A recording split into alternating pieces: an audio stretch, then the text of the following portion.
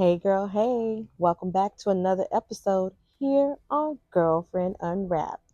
Today, I'm sharing with you all of my top tips that I think you need to know as a first time cruiser. Let's get into the video.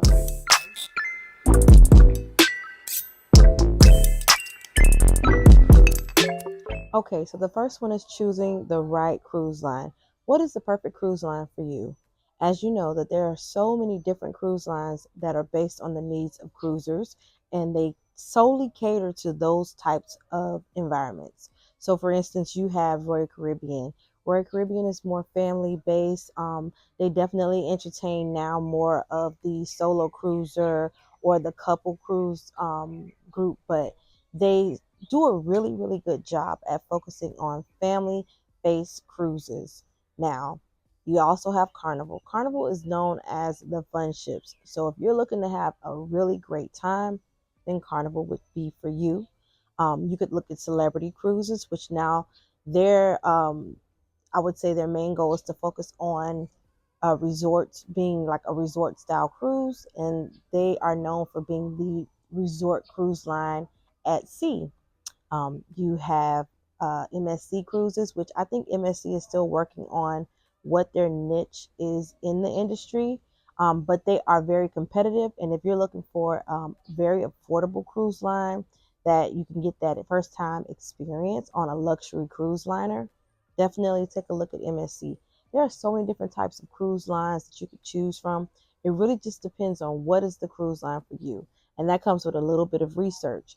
YouTube, TikTok, Instagram, Facebook groups, all of these. Cruisecritic.com is great. It's where people go and share their experiences, and they leave ratings behind from everything from friendliness to customer service to the accommodations. So it's very important for you as a first time cruiser to do the research, and then you'll know, hey, this is the first cruise line I want to try. And it'll help you to kind of determine where you want to go from there and where you want to pour your money into as a consumer. So, very important.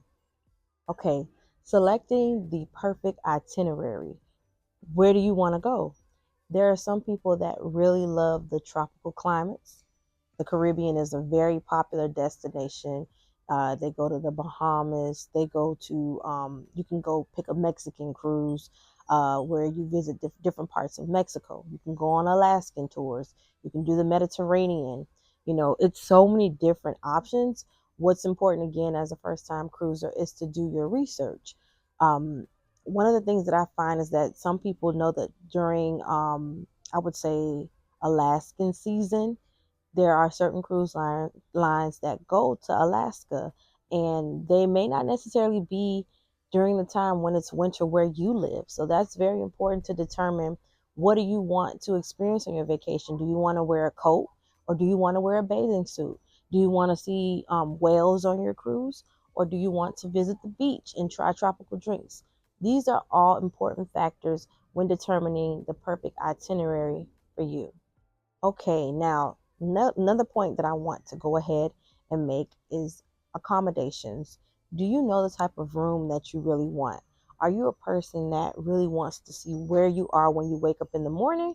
Or do you want to, have I would say a blackout room is what we call the inside cabins. There are so many different levels to staterooms. You have inside, you have ocean views, you have balconies, you have suites. Then there's also accommodations depending on the cruise line that are above those suites. It really just depends on your budget, how much you're willing to spend for those rooms. What are your preferences? Are you claustrophobic? Does having a room without a window make you feel really bad when you wake up in the morning? Or is it the kind of thing that, I would say, when you have a balcony room, are you going to be afraid to be on that balcony at night? Is it too dark for you at sea? Maybe a room with just a window is better for you. These are the type of things that you need to consider when being a first time cruiser. What are the accommodations that best suit you, and suit your family or your party that you're traveling with? Okay, now this is a really big one. Packing essentials. I am a person that tends to, what one would say, overpack. But in my opinion, I pack based on how I feel, because I think that when I cruise, there are certain events that I want to dress up for. Formal nights, Caribbean nights, white nights. There are certain things that I like to take on the beach with me. I like to take a small cooler bag with me sometimes if I want to take my own water or whatever, depending on what the port is. All of these things are very important when knowing what to pack. Are you packing everything out of your bathroom, or are you packing small travel items to, maximize the space? Do you plan to bring more souvenirs back, so you want to lightly pack? All of those are very important. Amazon does a great job at providing travel essentials. And I'll actually link my Amazon store below because I've put together different curated collections to help you better pack when you're on your way to a cruise. Again, some may think that I overpack. I like to think of them as my essentials. So to each his own. Now, as a first time cruiser, you may not be familiar with the embarkation process. Embarkation is simply another way of saying check-in. So how do you check in on the cruise? You know, you have all the documentation that you need when it's time to board that cruise. Depending on the type of cruise you go on, you may need to have a passport. So do your research in knowing whether you need a passport. The absolute worst feeling is to get there, get ready to be excited to board the cruise for your vacation and be denied. So double, triple check. Make sure you have everything you need. If that's your passport, your IDs, birth certificates, medications, all of those things are important. Know the protocols. Know what you can and cannot bring when you go onto that cruise line. And if you're not comfortable with what you've packed, or you're not really sure, call them up. They'll be more than happy to explain the embarkation day process to you so that you can feel a bit more at ease. Because after that, you're on your way to vacation. Okay, so you're boarding your first cruise. Did you book a mega cruise or did you book a smaller cruise ship? These are important things that you want to know because I like to always study the boat before I go. Yes, granted, they have different options for you around the ship to navigate, but it's always kind of good to know exactly what's offered, right? So I would say visit your cruise line's website, other websites as well. Also, watch YouTube videos of other vloggers showing you around the ship that you will be going on. It's important to know where your room is located. One of my favorite tips is to book rooms closest to the elevators because I find that it's much easier to get on an elevator and navigate. A lot of times, depending on where you book your room on the ship, you have to walk. And if you're wearing heels, you got to walk. And so those are the things that you want to think about. The layout. You want to look at, hey, if I have an elderly person with me, how far do I have to take them to the dining room? How far do I have to take them to get off the ship? Am I closer to the areas where it's for, handicap accessible and it's where they can navigate? These are the things that are very important when booking a cruise as a first time cruiser. Go ahead and locate the spots that you think you'll hit up the most. And then that way you don't have to worry about, oh my gosh, I don't know where I'm going. Of course, granted, there are people, staff on the cruise line that will help you and direct you in the right place, but it's always good to know where you're going to. Okay, so now a really great thing that I think you should always be aware of are your dining options. Some people like to go on the cruise and they like to experience specialty dining. Well, if you don't know, there are different levels of dining on most cruise ships these days. You have the main dining, which is complimentary. You have the buffets, which are complimentary. And then you have specialty dining or restaurants, which aren't complimentary most of the time. If they do include those in your price of the cruise, great. Virgin Voyages is a great cruise line for that. They are known to include everything, but most cruise lines these days, they don't include that in your fare. And so you need to know, how much is it going to cost me? Do I have to pay that up front before I go? If you don't want to spend that money, you totally have the option of only going to the buffet or only going to the main dining rooms. That's what they are there for. However, there are some restaurants that if you want to um, upscale your trip even more, because let's say you're uh celebrating an anniversary or a birthday and you want to go to the local hibachi restaurant on the ship, there will be an upcharge and you need to be prepared for that. So that is one thing that I would definitely say, do your research on. The cruise lines pretty much spell it out on their websites. You can click on the dining options. They will tell you ahead of time and you can pre-book these ahead of time. Pre-booking is a great way of saving money on these specialty dining options before your cruise. So get your cruise paid off and then go ahead and log into the online portal and book whatever specialty dining options you think you may want to, visit, because they do sell out fast. And while you're busy thinking, oh, I'm a first time cruiser, I'll go ahead and handle everything when I first get on there. That is why these services are available, because the earlier you book, sometimes the better. You can save money. Entertainment is a really good thing to be aware of on the ship. Recently, I've noticed, as cruising has become more and more popular, there is an option to sometimes book shows or workshops in advance. They like some ships have ship tours that you can purchase ahead of time, and they can be as pricey as $200 per person. Well, believe it or not, those tours do sell out. And what a lot of people don't realize is that had they booked it prior, they probably could have gotten a discount. But another thing you want to look at is like certain cruise lines request that you book, whether the show is free or not, they request that you book it within the app and you do it ahead of time because it is on like a first come, first serve basis. Well, then you get on the cruise line and you're like, oh, I didn't book prior to, but now it's all sold out and I can't visit the show. Again, go on the app ahead of time. If it allows you to book it in advance. Also, I usually want to say maybe a week prior to your cruise, the cruise itinerary becomes available. It may become available prior to that in the app, but review the cruise itinerary, right? If you look at the events going on, they'll start to tell you ahead of time. We're having an ice skating show. We're having a regular theater show.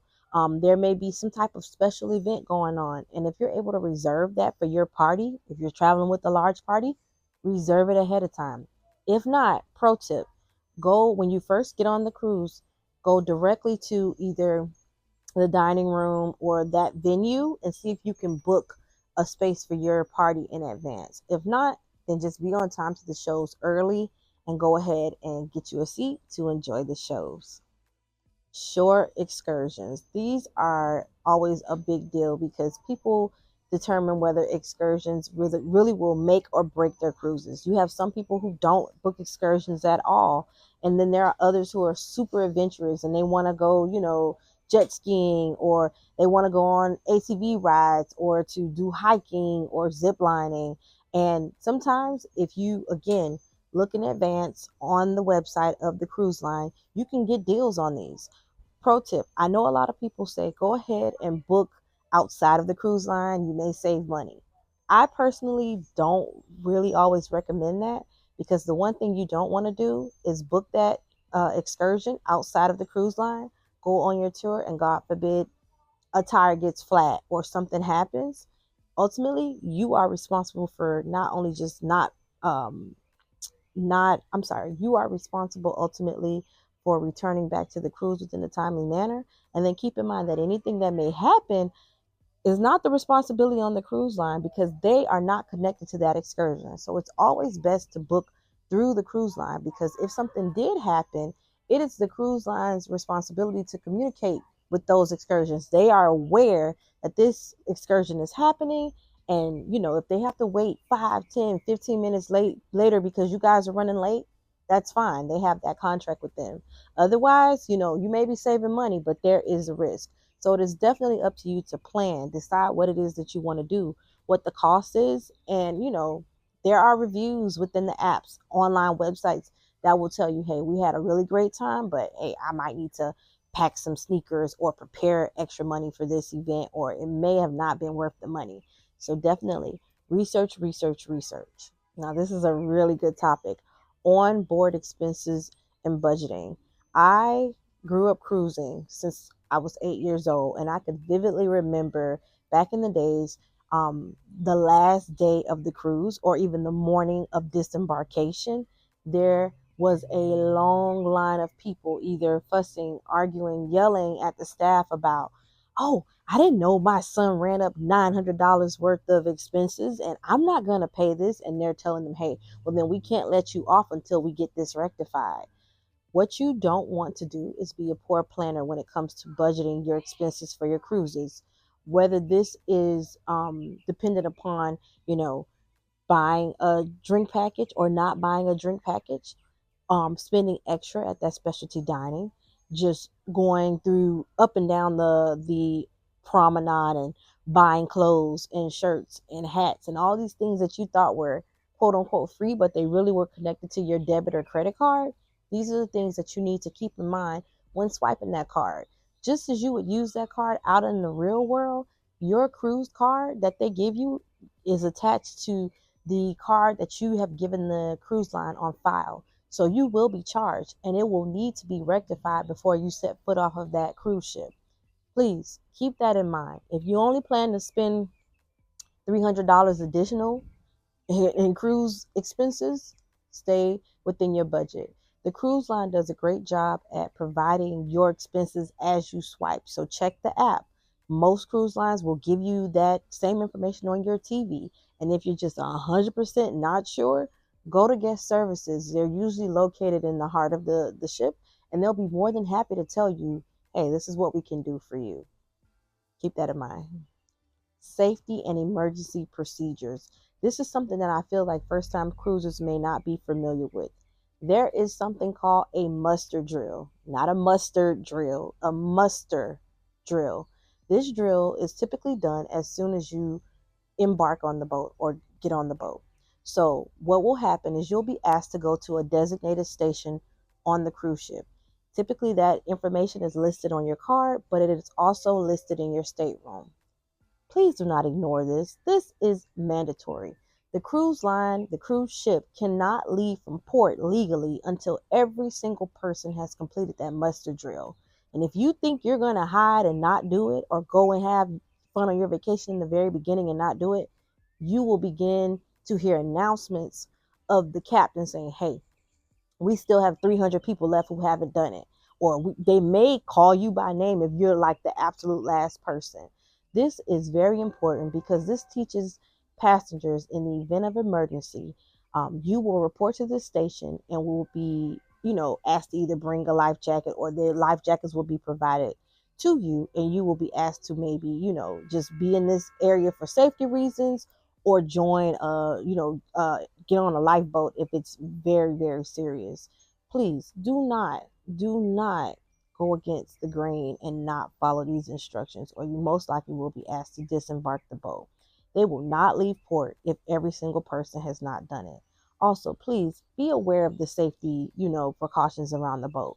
Ladies, if you're wearing heels, be mindful. You are on a moving boat. So if the boat is a little rocky, be mindful of what you wear. You don't want to twist your ankle or hurt yourself. Be mindful of the railings on the ships. They are there in place for a reason. And also, one of the biggest things I see, and this is not on the cruise line, if you are disembarking a boat at a port, and let's say it's a pier, and they have yellow pathways, marks on the lines, marks on the floor that tell you do not cross that line because there is water, do not cross the line if you don't have to. I guarantee you it's the same water you can see from a distance. You don't have to look over that line and try to test it out to see if, it'll keep you from falling in. These are the things that the cruise line asks you. Sometimes common sense ain't so common, but if you really take precaution, if you have little people with you, little kids running around, think of their safety too. I guarantee you it'll make your vacation just much more enjoyable. Lastly, let's talk about disembarkation. Disembarkation can be very, very simple. It depends on how the cruise line runs their disembarkation process. But I will tell you, on the last day or the second to last day of your cruise, you will be presented with a gift, and it will be a cute little luggage tag telling you, hey, vacation's almost over. And what that luggage tag will do, if you are looking to check in your luggage for disembarkation, what it is it's a tag telling you when your number will be called or your group will be called. Everybody cannot get off the ship at the same time. So keep in mind that if your number is 3, you're going to tag your luggage, and they're going to ask you to put your luggage outside your room at a certain time. The cutoff may be 9 p.m., 10 p.m., or whatever that night prior to getting off the ship. You're going to put your luggage outside once you're fully packed. Do not pack the items that you need to wear home. Do not pack all your clothes. Do not pack your toothpaste, your toothbrush, the basics. Pack the very, very basics that you need, your clothes, and something to pack up your pajamas to get off the ship in the morning. You need to have the very basic things. One of the things I like to do, I always pack a little tiny extra bag inside of my luggage, and that's the bag that I walk off with, in addition to maybe my purse and my documents. Do not pack up your passport. Do not pack up your ID, your money, those things that you're going to need. And don't forget, you're going to need your room card also to get off the ship. Right when you're getting off the ship, you're going to notice that night they will collect, the staff will collect your luggage. You won't be able to get it after that, and then it will be taken downstairs to an area that is authorized for personnel only, and they will transport it over to the porters to then take off of the cruise ship and place in a specified area. At that time, in the mornings, you're going to wake up, they'll offer you breakfast. Please do not take all day to leave your rooms. Get up, get dressed at a specific time. If your disembarkation time is 7:30 a.m., get up at 6:30 a.m. If you have a flight to catch, try to get your disembarkation time set up that is specifically goes hand in hand with your flight time, because they will not rush the process for you. So if you have a flight, try to schedule your flight for like noon, 11 if you can. Don't schedule it at 8 a.m. thinking you can rush off the boat. There is a process. There is a clearance process that has to happen. If you're going to have breakfast, pack your stuff up, get dressed, and leave the room. Why do I say leave the room? Because there are people who will be on that ship getting ready to enjoy their vacation within the next 3 to 4 hours right after you get off. And guess what? The stewards, the cabin stewards who clean your room, they need time to clean 20 to 30 to 40 rooms. So if you're in your room sleeping until 9 o'clock in the morning, they can't do that. So please be mindful that these people have to work, get the rooms ready, and prepare for your disembarkation so that they can embark a new group and start a happy vacation all over again. So know that once you get off the ship, you will probably have to go through customs, just depending on the type of cruise that you're getting off of. You will have to either show your passport or your birth certificate, one or the other. So don't pack that, remember. Keep your identification, remember. And keep any valuable items as well, because I have had instances where my family and I have gone through that process, and my nephews packed up their electronics and they were stolen. So if you can keep that, also keep that, because at the end of the day, people are still people, and they may take something that is very valuable to you. So once you go through that process, you will go through that entire clearance process, and you'll be given the opportunity to pick up your luggage.